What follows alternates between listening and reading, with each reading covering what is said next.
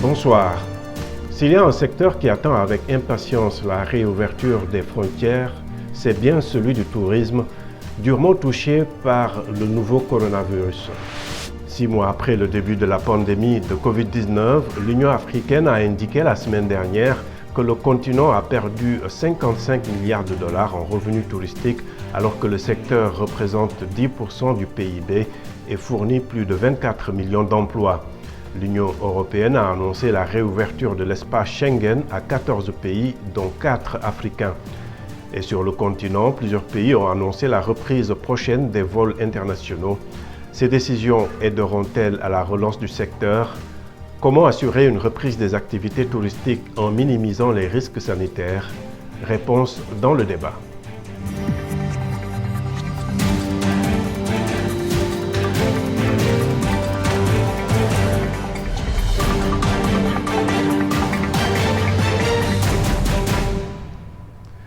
L'économie africaine et même mondiale est en train de payer un lourd tribut dans cette lutte pour contenir le nouveau coronavirus. Alors que le nombre de cas augmente, plusieurs pays ont tout de même décidé de rouvrir leurs frontières et permettre la reprise des vols internationaux. Ceci dans le but de sauver des secteurs vitaux de leur économie, comme le tourisme. C'est un récit d'Eric Manirakiza. Une saison touristique très difficile. L'industrie du voyage qui regroupe le secteur de l'hôtellerie et de la restauration, des loisirs ainsi que l'industrie des transports dont le transport aérien est durement frappé. En Afrique, le Rwanda et le Kenya ont autorisé la reprise des vols internationaux à compter du 1er août prochain. Le Sénégal rouvre son espace aux vols internationaux réguliers à partir du 15 juillet. Les pyramides du plateau de Gizeh, site phare du tourisme égyptien près du Caire, ont rouvert au public mercredi. Les pays de l'Union européenne se sont entendus sur une liste de 15 pays tiers dont les ressortissants pouvaient être autorisés à voyager dans l'Union à partir du 1er juillet. Chaque État restant maître du contrôle de ses frontières. La liste européenne a cependant vocation à être révisée toutes les 2 semaines.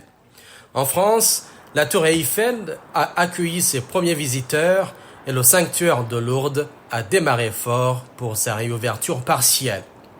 Plus d'une centaine de vols internationaux étaient prévus mercredi au premier jour de la réouverture aux touristes étrangers. Ces voyageurs doivent remplir un questionnaire en ligne 48 heures à l'avance. Les Britanniques, première clientèle de Corfou, ne sont pas autorisés à venir avant 15 jours, de même que les Américains, les Russes, les Turcs et les Suédois. Et les voyageurs de Chine pourront venir en Grèce si Pékin ouvre ses frontières aux Européens. Athènes a également ouvert ses liaisons maritimes avec l'Italie voisine. Un autre problème de taille, les mesures de quarantaine imposées par les gouvernements de 36 pays d'Afrique et du Moyen-Orient représentent à elles seules 40% de l'ensemble des mesures de quarantaine prises à travers le monde. L'IATA invite les gouvernements concernés à trouver des alternatives à la quarantaine. Aux États-Unis, les dépenses de voyage émanant des visiteurs étrangers vont chuter de 75%, passant de 155 milliards en 2019 à 39 milliards. Merci beaucoup Eric pour ces explications. Et maintenant pour le débat, nous avons 2 invités. À Saly, au Sénégal, nous avons Boubacar Sabali, le président du syndicat d'initiative et de tourisme de Thiès-Saly. À Paris, Fabio Cassili, fondateur de l'association Respire, le tourisme de demain. Merci à vous deux d'être avec nous donc pour ce débat. Et je démarre avec vous, Boubacar. Le gouvernement sénégalais a annoncé la reprise des vols internationaux à partir du 15 juillet. C'est une décision que vous attendiez ou bien vous pensez que cette décision aura un impact limité? Alors, on l'attendait un peu plus tôt, puisque cette décision était attendue au 30 juin, qu'on a dû repousser à plusieurs reprises. Maintenant, c'est annoncé au 15 juillet. Par contre, il y a une difficulté qui s'est greffée parce que le Sénégal ne fait pas partie des pays qui sont autorisés à accéder dans l'espace Schengen.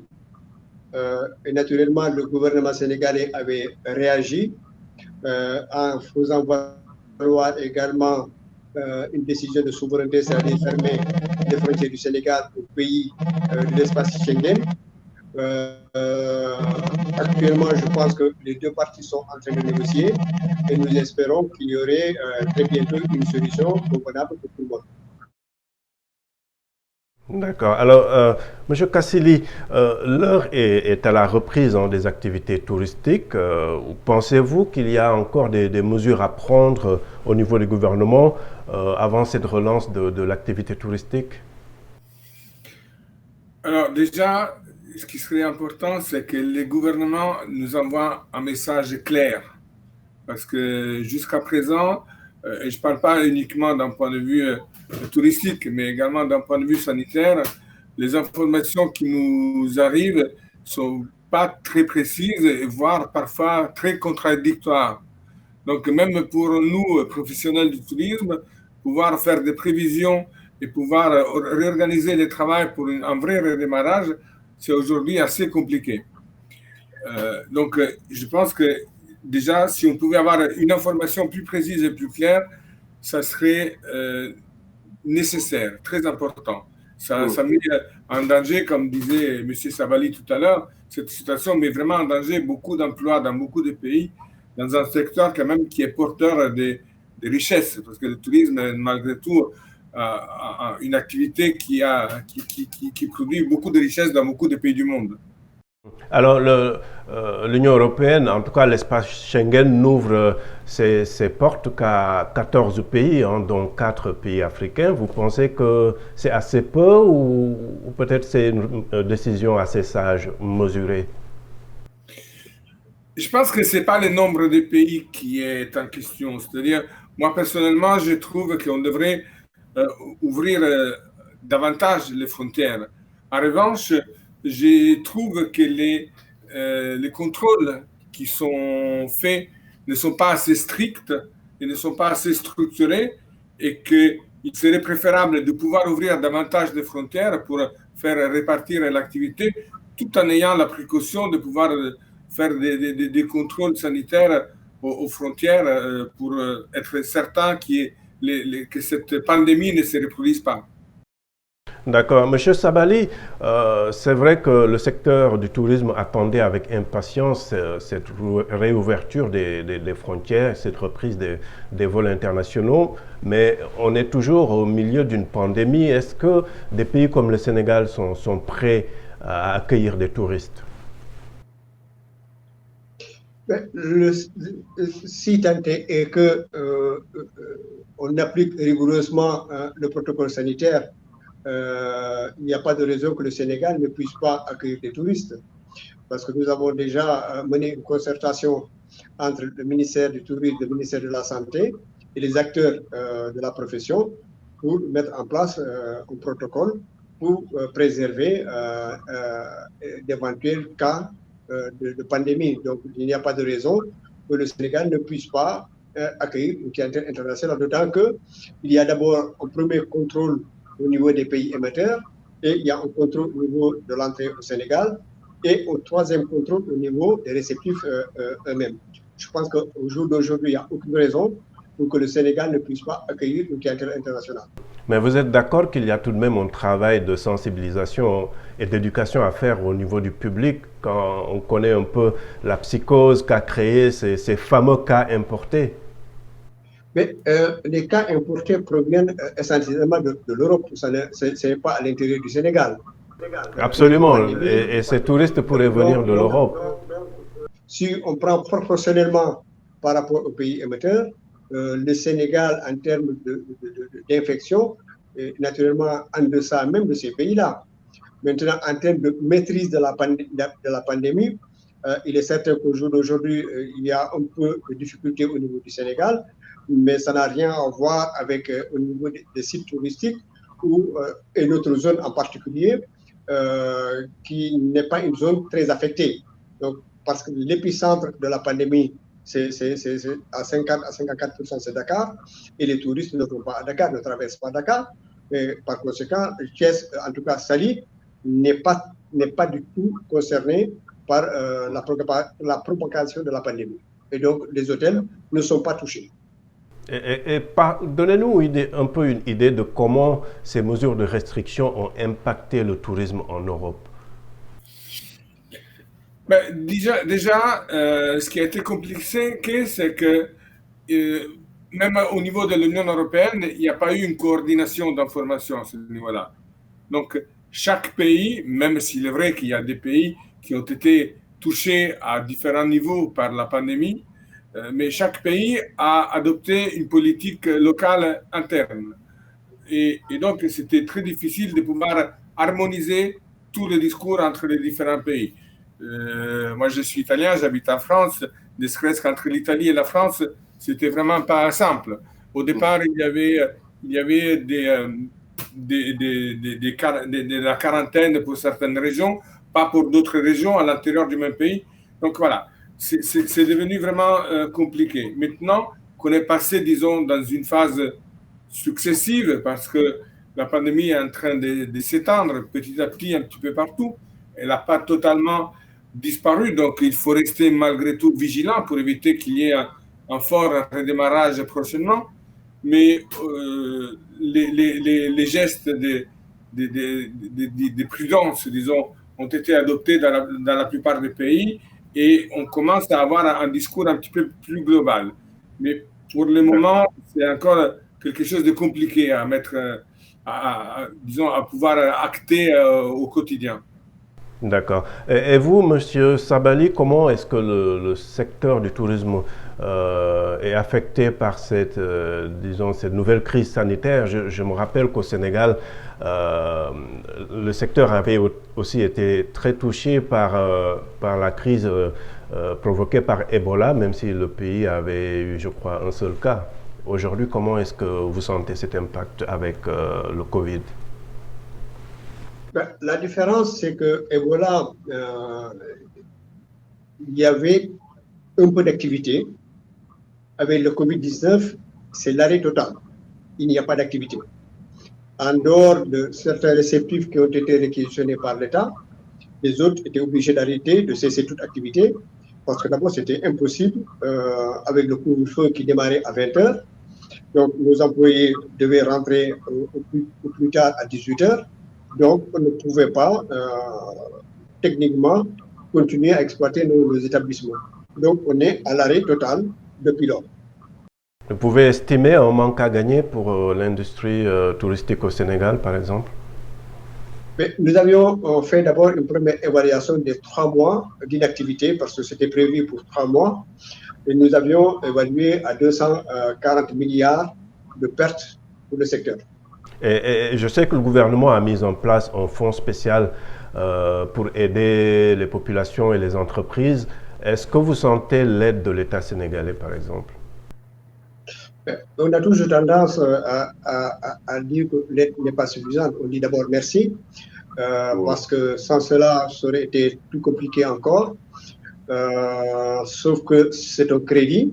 C'est un crédit, il est vrai, avec des conditions assez douces, à 3,5%. C'est quand même rarissime. Ensuite, avec un différé de 2 ans et en étalement sur 8 ans, disons que c'est quand même pas lourd. Et nous remercions l'État qui a voulu nous accompagner. Et nous pensons qu'il nous faut encore un accompagnement supplémentaire, parce que la pandémie, ce qu'on avait déjà dit à l'État dès le départ, ça ne peut pas durer 3 mois, il y aura une inactivité au moins 6 mois. Et nous considérons d'ailleurs que d'abord la saison 2020 est totalement terminée et que la saison 2021 est également très compromise compte tenu du prolongement de cette situation pandémique au Sénégal et à l'international. Et vous, M. Kassili, est-ce que vous pouvez expliquer rapidement à nos téléspectateurs comment se passe aussi la situation dans vos rapports avec l'État en termes d'assistance ou en tout cas d'appui au secteur touristique? Alors, l'État français a mis en place un certain nombre d'aides qui sont néanmoins insuffisantes, malheureusement, et qui sont surtout très difficiles à obtenir. Donc, ce n'est pas forcément simple à pouvoir à pouvoir en bénéficier. Aujourd'hui, comme disait mon confrère, il est difficile de pouvoir avancer parce que même ici, la saison est terminée. Il y aura, on vise beaucoup sur de la toute dernière minute, mais c'est très aléatoire, c'est difficile de faire des prévisions, et surtout sur les tourismes internes. Les pouvoirs publics incitent beaucoup les Français à rester en France, à ne pas aller à l'étranger, d'une part pour ne pas risquer de revenir avec la pandémie, si toutefois il y a des pays qui ont été moins regardants, et d'autre part parce que effectivement, étant donné qu'on va voir, on a une diminution importante des flux des touristes étrangers, c'est le moyen le plus simple pour essayer de faire répartir un petit peu les tourismes locaux. Mais cela sera néanmoins une année très compliquée et avec des pertes d'environ 70% du trafic par rapport à l'année dernière. D'accord. En tout cas, c'est un débat qui intéresse nos téléspectateurs qui ont réagi sur la page Facebook de VOA Afrique. Nous avons Kevin Kanyinga à Kinshasa qui dit « Je pense qu'on doit apprendre à vivre avec le virus. Malgré le confinement, la pandémie continue à se propager. Donc, je pense qu'il faut juste réduire le nombre de voyageurs. » On a Archiduc Théodore à N'Djamena qui dit « La maladie de Covid-19 a évidemment engendré des pertes énormes, mais la reprise doit se faire lentement, avec prudence pour ne pas propager la contamination. » Et puis Jonathan Corley Mosempo à Kinshasa, il écrit « La reprise des vols va nous plonger un peu plus dans l'embarras. Ils ne doivent pas aller beaucoup trop vite pour libérer l'espace aérien africain. » Voilà quelques-unes des réactions de nos téléspectateurs. Un mot avant d'aller en pause sur ça? Je ne pense pas qu'il faille apprendre à vivre avec la pandémie. Pour la simple raison que la pandémie, ce n'est qu'une maladie et que petit à petit, j'espère qu'on va trouver un vaccin qui va nous permettre de l'endiguer et de ne pas avoir ce risque. En revanche, je pense que c'est une attitude, et c'est ça qu'on prône chez Respire, c'est une attitude différente qu'il faut apprendre. Merci de rester fidèle à VOA Afrique. Washington Forum revient après une courte pause.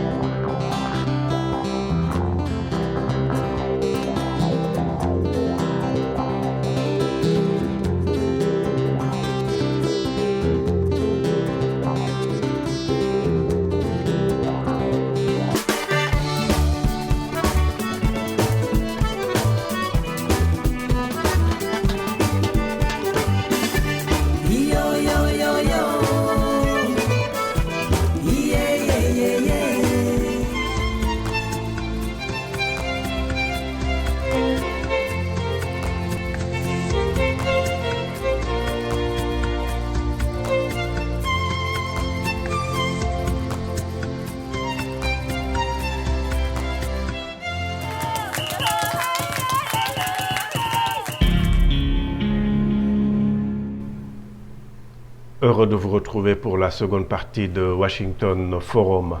La Tanzanie, à l'instar de plusieurs pays africains, a décidé de rouvrir ses frontières pour sauver l'industrie du tourisme. L'annonce a été saluée par de nombreux membres de ce secteur à l'arrêt depuis le début de la pandémie. Les explications de Dilidiko. L'an dernier, le parc national de Mikumi en Tanzanie a reçu environ 50 000 touristes, dont 40% venus de l'étranger. Dès mars dernier, la pandémie de coronavirus a mis un frein au tourisme étranger lorsque les vols internationaux ont été suspendus et les parcs fermés. Le parc de Mikumi a rouvert ses portes et timidement, les visiteurs reviennent, mais pour l'instant, ces visiteurs sont essentiellement des locaux. Nous sommes venus à Mikumi pour changer d'air, couper court au confinement et reprendre les activités pré-coronavirus. Mes camarades motards et moi sommes là pour respirer l'air de la campagne pendant le week-end. Dès le mois de mai, le président John Magufuli a déclaré que la Tanzanie avait vaincu le virus. L'annonce a aussitôt été rejetée par les experts de la santé et les pays voisins. Le Kenya continue de détecter tous les jours des dizaines de camionneurs tanzaniens atteints de coronavirus grâce aux tests réalisés à la frontière. De leur côté, depuis le mois d'avril, les autorités tanzaniennes refusent de donner une estimation chiffrée du nombre de contaminations. En Tanzanie, le nombre de cas de coronavirus, d'hospitalisation et de décès a complètement baissé au cours des dernières semaines. C'est donc le bon moment pour rouvrir le pays car nous avons mis en place toutes les mesures nécessaires pour prévenir et contrôler la propagation du Covid-19 en Tanzanie. Mais dans l'industrie touristique tanzanienne, tout le monde n'est pas du même avis. Certains voyagistes disent que le manque de transparence du gouvernement sur le nombre d'infections pourrait dissuader les visiteurs étrangers. Il y a de nombreuses inquiétudes car les clients dont nous dépendons sont ceux venant de l'extérieur. Comme vous le savez, le tourisme local ne génère pas suffisamment de profits pour maintenir à flot les personnes travaillant dans ce secteur. En Tanzanie, l'industrie du tourisme représente plus de 17% du produit intérieur brut. S'il est vrai que la réouverture de la Tanzanie aux touristes pourrait aider le pays à atténuer l'impact de la crise sanitaire sur l'économie, procéder de manière trop rapide pourrait donner lieu à davantage de problèmes à long terme. Voilà, merci Dili Diko. Et donc, je rappelle nos invités de cette émission. À Saly, au Sénégal, nous avons Boubacar Sabali, président du syndicat d'initiative et de tourisme de Thiès-Saly. À Paris, Fabio Cassili, fondateur de l'association Respire le tourisme de demain. Monsieur Sabali, si les touristes ne reviennent pas en grand nombre, comme vous l'espérez, comment allez-vous combler ce vide? Est-ce que ce n'est pas peut-être l'occasion de développer le tourisme local et interafricain? Alors, nous n'avons jamais abandonné le tourisme local, qui est constitué d'environ 6 segments. Le segment le plus important, c'est le segment séminaire. Compte tenu des protocoles de distanciation, les séminaires, nous ne risquons pas de les avoir dans bientôt. L'autre segment, c'est les amicales des sociétés qui venaient passer des vacances. Là, évidemment, nous pensons que ce segment ne risque pas de se développer sitôt. L'autre segment le plus important, ce sont les colonies de vacances à cette période. Et du fait du prolongement de l'année scolaire, nous risquons également de ne pas avoir cette clientèle. Il ne nous resterait plus que la clientèle séjour, la clientèle pique-nique et certainement la clientèle corporate. Nous ne pourrons bien sûr que nous contenter de là, en espérant que très rapidement la situation va s'améliorer pour ensuite envisager de développer sur le clientèle séminaire et clientèle hybride, c'est-à-dire les amicales de société. Par contre, la difficulté au niveau de la clientèle régionale, c'est les moyens de transport. L'aérien d'abord coûte très cher et les vols ne sont pas assez réguliers. Et à part l'aérien, il n'y a pas de moyens de transport. Et c'est très handicapant pour développer le tourisme interrégional. Nous le faisions un peu avec certainement des Nigérians, des Maliens, des Guinéens, mais disons que c'est encore très timide pour espérer ce que nous n'avions pas pris des mesures adéquates pour faire venir cette clientèle-là. À cause de la pandémie, tout simplement, cette clientèle puisse envisager de captiver cette clientèle-là. D'autant que ces pays sont également concernés comme nous par la pandémie, donc sortir à l'étranger, ce ne serait certainement pas la première idée qu'ils prendront. Donc c'est une perspective, mais c'est une perspective qui devra se développer dans le temps. Nous ne pensons pas que ça puisse, à court terme en tout cas, être développé. D'accord. Et Fabio Cassili, votre organisation milite pour un tourisme plutôt centré sur l'écologie, l'enjeu écologique. Le tourisme au sortir de la pandémie, comment est-ce que vous le voyez? Je pense que, alors oui, l'écologie et l'éco-responsabilité est un point important. Pour revenir à ce qu'il disait une des personnes qui avait commenté sur votre page de Facebook tout à l'heure, je ne pense pas qu'il faille changer les choses profondément dans le sens de dire que rien ne va repartir comme avant, etc. En revanche, il faut prendre conscience de ce qui s'est passé et changer nos habitudes. Avoir un peu plus de respect pour l'environnement, avoir plus de respect pour nous-mêmes, même dans nos usages, et donc faire en sorte de respecter les règles simplement que la Terre nous a dictées, les règles de vie, les règles de bon sens aussi, quelque part. Et donc, oui, repartir vers le tourisme, c'est possible. Il faudra du temps, il faudra de l'organisation, mais effectivement, il faut surtout beaucoup d'amour et beaucoup de respect pour notre Terre et pour la nature, et faire en sorte de limiter les émissions de CO2, essayer de faire un tourisme aussi qui soit plus respectueux des populations locales. Donc voilà, tout ça va dans le sens d'une prise de conscience à la fois de la part des professionnels qui doivent quelque part informer et éduquer les clients, et à la fois des gouvernements et des clients eux-mêmes qui, une fois sur place, il faut qu'ils prennent des habitudes plus saines et vertueuses. Alors, M. Sabali, Fabio Casselli l'a évoqué, aujourd'hui le tourisme et l'environnement sont très liés. Le Sénégal est-il bien placé dans le domaine, sachant que, par exemple, la station balnéaire de Saly, où vous êtes, est confrontée à un problème d'érosion côtière? Alors, le tourisme a toujours été lié avec la nature. Hein. On a connu le tourisme d'abord par le grand tour opérateur britannique qui a déposé le bilan il y a un an, qui avait déjà commencé d'abord par des visites en montagne. C'est parti comme ça, et ensuite ça s'est diversifié. Donc la nature a toujours été un des moteurs du tourisme. Est-ce que le Sénégal est armé? La situation actuelle, je dirais très peu, mais c'est un atout indéniable pour développer le tourisme. Et avec l'érosion côtière, une destination comme le Sénégal, quand on a l'atout moteur du tourisme, c'est-à-dire le balnéaire, est handicapé, comme c'est le cas à Saly, c'est difficile ensuite de promouvoir la destination. Bien qu'actuellement, on a pu faire des arrangements qui ont arrêté l'érosion, il reste maintenant la phase de réensablement qui, nous pensons que ça va se faire dès l'éducation de la pandémie, parce que les bateaux déjà étaient en place. Ça ne prendrait peut-être que 2-3 mois au trimestre, disons, pour que la situation devienne à peu près normale. Et donc, nous espérons qu'à partir de ce moment où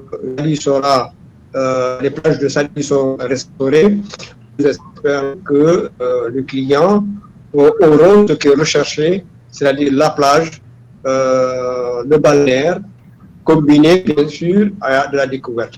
Mais je dirais que le Sénégal gagnerait à diversifier ses possibilités, et notamment l'écotourisme, notamment la découverte et le culturel. C'est énormément d'atouts que le Sénégal n'a pas su mettre en produit de consommation, et que nous pensons que c'est l'heure de voir comment mettre une synergie de produits, de diversification pour augmenter les possibilités d'achat de voyage. D'accord. Nous arrivons au terme de ce Washington Forum. Merci à nos invités et à vous qui nous avez suivis. Vous pouvez retrouver cette émission sur notre site internet et sur Facebook, sans oublier nos télépartenaires sur le continent. Je remercie toute l'équipe technique. À très bientôt. Au revoir.